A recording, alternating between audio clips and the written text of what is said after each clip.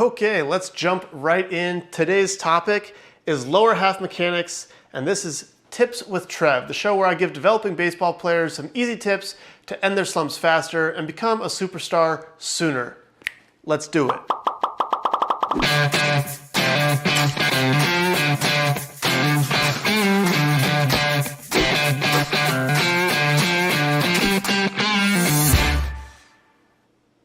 All right, we've all heard it.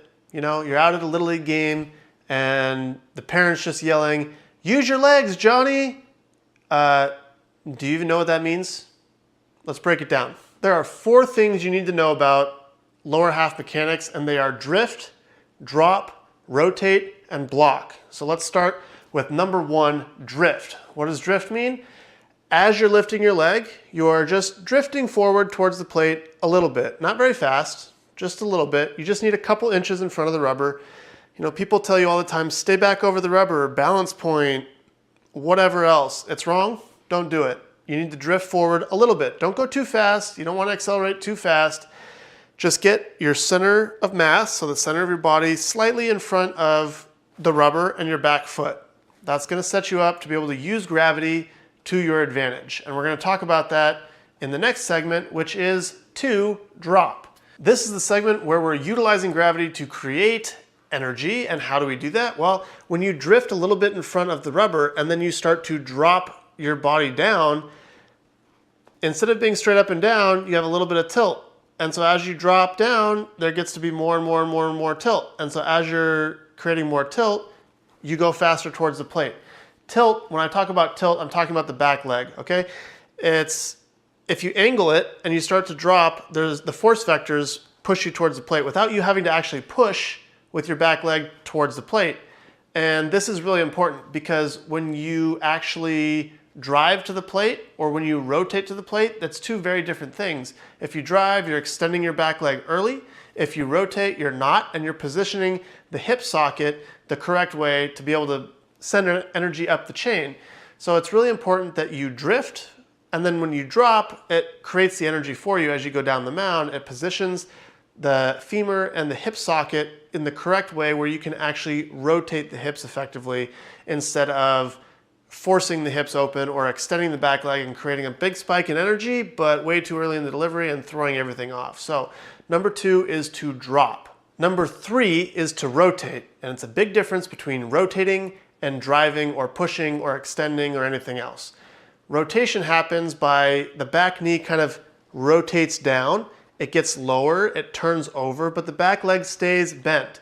And the hip socket, or the hip level I should say, stays even. So you go from this to this, you don't go and elevate or tilt or something like that.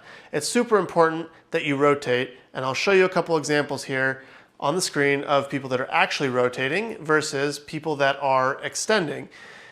The back knee needs to turn down. The back foot, actually, the mechanism for this is the back foot everts, so it rolls a little bit, and then the back knee turns down. You internally rotate a little bit in the hip socket, and the hips start to turn so that when your front foot lands, your hips have opened, and they're about 45 degrees open, somewhere in that range. Doesn't have to be exact.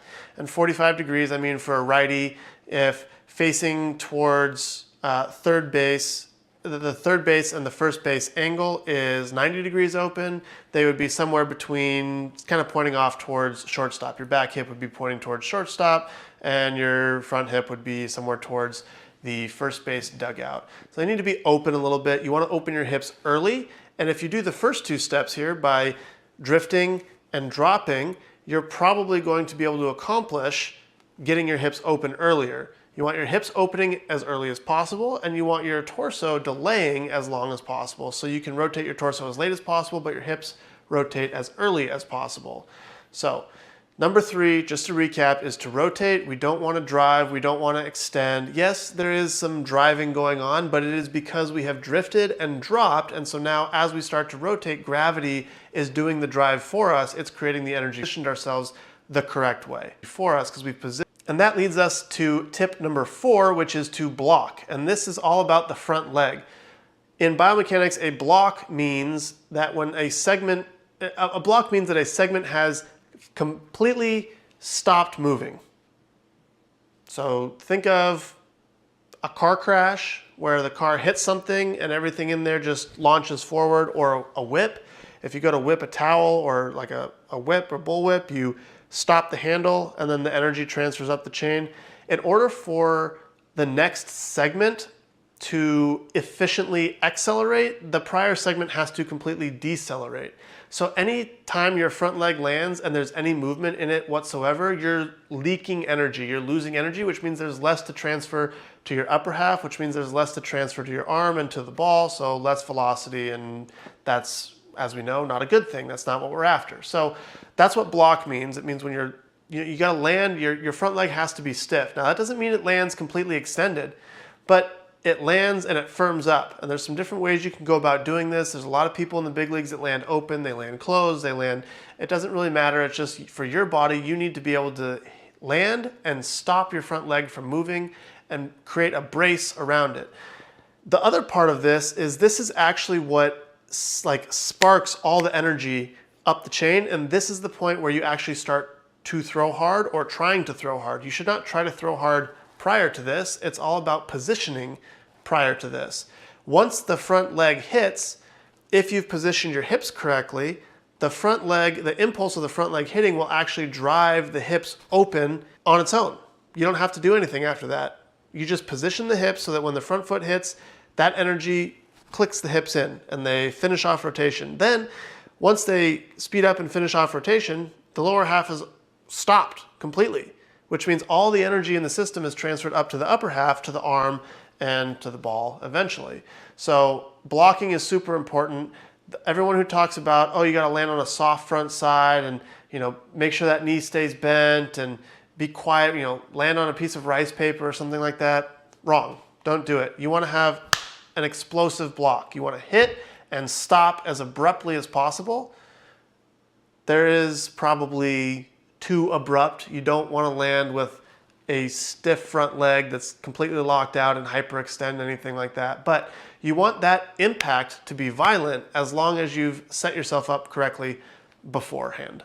So the 4 key points to remember are 1, drift, 2, drop, 3, rotate, and 4, block. If you do those 4 things, you probably have good or elite lower half mechanics. So that's today's episode. If you found value in this episode, if you learned something, if you think this could help someone that you know, please subscribe and share this video with them. It would really help me help more people. That's something I'm passionate about.